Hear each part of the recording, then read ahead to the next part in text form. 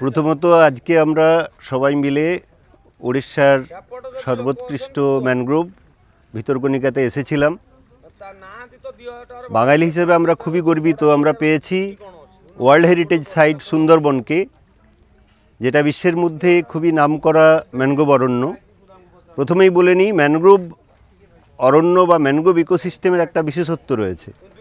বিশেষত্ব হচ্ছে এটাই যে এখানে সারা দিনে দুবার জোয়ার এবং দুবার ভাটা হয়, এবং এখানে যে উদ্ভিদগুলো রয়েছে এরা এই জোয়ারের জলে পুষ্ট।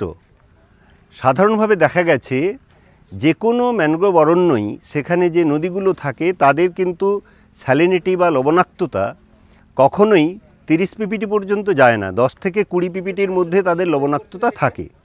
ভিতরকণিকাও তার ব্যতিক্রম নয়। আমরা এখানে একটা তুলনামূলক আলোচনা করতে পারি। যদি সুন্দরবনের সঙ্গে আমরা দেখি, তাহলে সুন্দরবনের সঙ্গে এর কিছু মৌলিক পার্থক্য রয়েছে। নাম্বার 1, সুন্দরবনে অসংখ্য নদ নদী রয়েছে। আমরা এখানে প্রধানত দুটো নদীর কথা জানলাম। যে নদী দিয়ে আমরা আজ ম্যানগ্রোভ দেখতে ঢুকেছিলাম সেটা হচ্ছে ব্রাহ্মণী, এবং তার সঙ্গে যুক্ত রয়েছে বৈতরণী। এর পাশাপাশি সম্পূর্ণ ম্যানগ্রোভ ইকোসিস্টেম জুড়ে আমরা যদি তাকাই, তাহলে দেখতে পাবো অসংখ্য ট্রাইবুটারিজ রয়েছে বা ভেতর থেকে অনেকগুলো খাড়ি রয়েছে। ব্রাহ্মণী নদীর মূল জায়গাটা থেকে অনেকগুলো ছোট ছোট শাখা নদী বেরিয়েছে, এবং দুদিকে অনেকগুলি ম্যানগ্রোভ গাছ রয়েছে। যে ম্যানগ্রোভ গাছগুলো রয়েছে এখানে, আমরা তো বোটে ছিলাম, বোট থেকেই যেগুলো দেখা গেছে, তার মধ্যে একদম জলের পাশাপাশি কতগুলো ম্যানগ্রোভ ঘাস রয়েছে।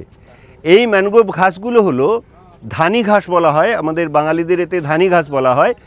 এর সায়েন্টিফিক নেম হচ্ছে পোটেরেসিয়া কোয়ার্কটাটা। এগুলো হচ্ছে সাকসেশনাল স্টেজের একদম যেখানে মাঠ থাকে সেই জায়গাতে থাকে পোটেরেসিয়া কোয়ার্কটাটা। এবং ঠিক তার ওপরের দিকে যদি যাই আমরা, আমি কয়েকটা মাত্র প্যাচ দেখলাম যেগুলো হচ্ছে সোয়েডা মেরিটিমা। এটা কিন্তু খুবই অস্বাভাবিক, কেননা এগুলো মূলত একটু বেশি লবণাক্ততাতে থাকে। তথাপি দেখলাম সোয়েডা মেরিটিমা রয়েছে, এবং বাইন গাছের দুটো প্রধান প্রজাতি এখানে দেখতে পেলাম। একটা হচ্ছে অ্যাভিসিনিয়া অফিসিনালিস, আরেকটা হচ্ছে অ্যাভিসিনিয়া আলবা। এছাড়াও অল্প কিছু আমরা এক্সোকেরিয়া আগালোচা দেখতে পেলাম, কিছু দেখতে পেলাম আমরা হেঁতাল গাছ যেটাকে বলা হয় ফোনিক্স পেলুডোসা, এবং অল্প বিস্তর গোলপাতাও রয়েছে নিপা ফুটিকান্স, এবং তার পাশাপাশি কেয়া গাছও বেশ কিছু আমরা দেখতে পেলাম। এর পাশাপাশি আমরা যেটা বলতে পারি, যে কোনো ম্যানগ্রোভ ইকোসিস্টেমের মতো এই ইকোসিস্টেমেও নিশ্চয়ই ফিনফিশ এবং সেলফিশ যে ফিশগুলো রয়েছে তাদের যথেষ্ট প্রাদুর্ভাব রয়েছে। এবং সবথেকে গুরুত্বপূর্ণ যেটা, ভিতরকণিকা এমনিতেই বিখ্যাত সেখানের মার্স ক্রোকোডাইলাস পোরোসাসের জন্য।